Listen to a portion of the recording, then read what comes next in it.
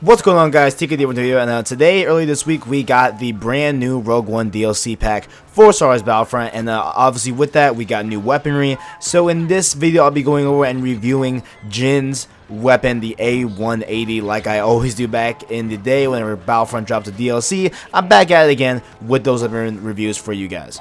Now, to obtain this dope blaster pistol, you have to get the hot contract, obviously, and it is called Jin's Solution. And this requires you to do 3 tasks that pretty much, are really easy. They're pretty basic stuff. It's not anything that's going to be crazy or daunting. Not like unlocking Krennic's weapon, because that's going to take a minute here, guys. But just, starting off with Jin's weapon here, it is not that hard. You have to get 25 kills with blaster pistols, 30 kills with blaster rifles, and then 20 kills with targeting rifles. This is not the easiest thing to get. This is really, meant for you to have it. You're basically meant to have this weapon based off of how easy these things that you have to complete are actually to do. Now, once you unlock the weapon, looking at the weapon stats here, now it says that it has about, a mid-range damage, which is okay. Fire rate, again, higher, which is, I would assume, to be correct tonight. Based off of my gameplay from it, based on me putting in about an hour or so with the weapon, I would agree, the rate of fire is pretty high for different reasons that we'll talk about later in this video. Along with that, the range is pretty good. Honestly, I feel better in my opinion. I don't know why it's at medium range.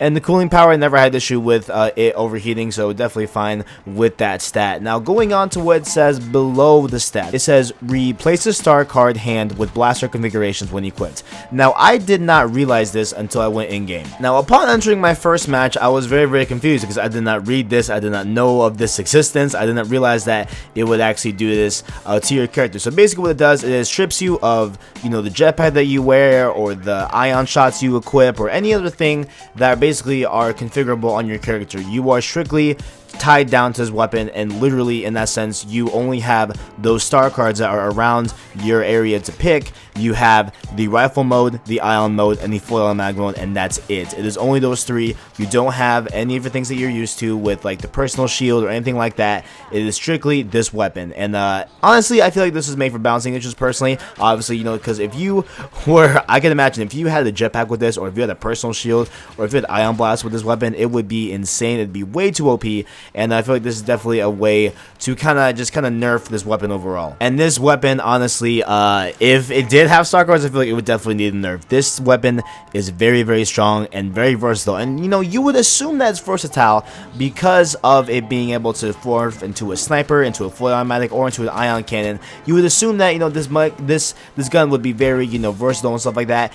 And that really does come into play here, and it's very true in that statement. This gun is very versatile, like I said before, and they actually mean it when they say it, guys. When you hear people talking about this gun in the game, that is true. They actually mean it. What I'm saying? You can literally go from sniping a person dead ass across the map, from spraying a guy fully automatic to your left, and then hitting a headshot on the final shot of a guy to your right. It is that quick. Obviously not that quick, but it is very good in that sense. Now, one thing you do have to get used to with this weapon is that there is a change time. When we mean that, when you're going from your basic mode, which is just a blaster pistol, into like a sniper rifle or the rifle mode, there is a delay in that. There is a time when your character has to literally morph and put on the modifications to make that weapon, its variant of the sniper, or its variant of the ion blaster. Like, it takes some time in there, you know what I'm saying? And I think they're all pretty much the same. I didn't see any differences with, like the sniper versus the fully automatic rifle. I feel like they were all pretty much the same base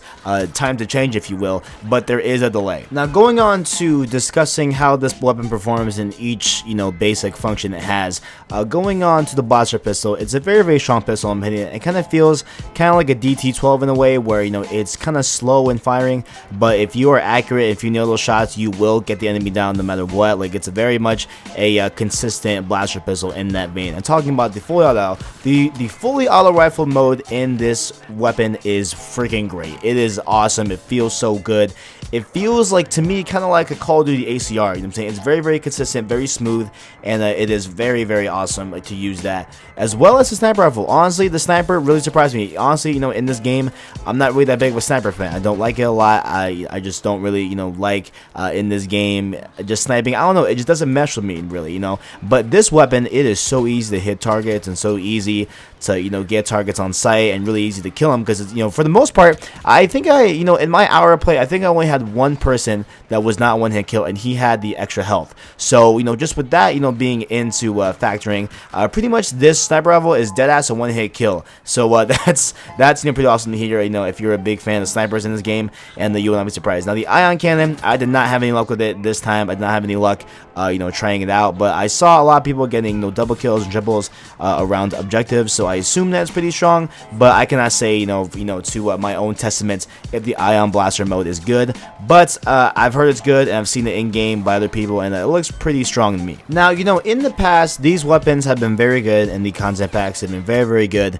And for me personally, my favorite right now is the TL50. That one is so good. How you can switch, it's just a good. It's a very strong weapon. I just can't even recommend it enough.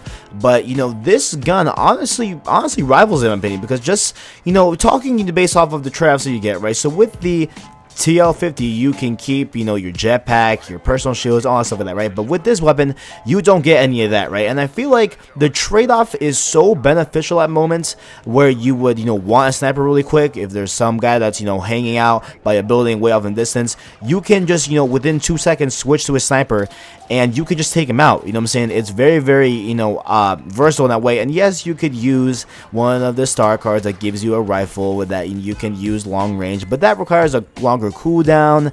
And with this one, it's just I don't think the cooldown with this one is as much as it would be with a star card. So overall, if you guys want a new weapon, I feel like you should definitely get this. It's very easy to get. It's not the hardest thing to get in the world, and I definitely do recommend this weapon overall. And that is my time. If you guys enjoyed, make sure to like, subscribe, share, all links down below. Also keep around the channel for my other review on Cranix weapon. I'll be getting that here soon in the coming days, so please hold out with me, guys. I got my last week of finals, so it's gonna take a minute for me to get that video out, but I will get Cranix weapon review out as well. Thank you guys for watching, and as always, I got you.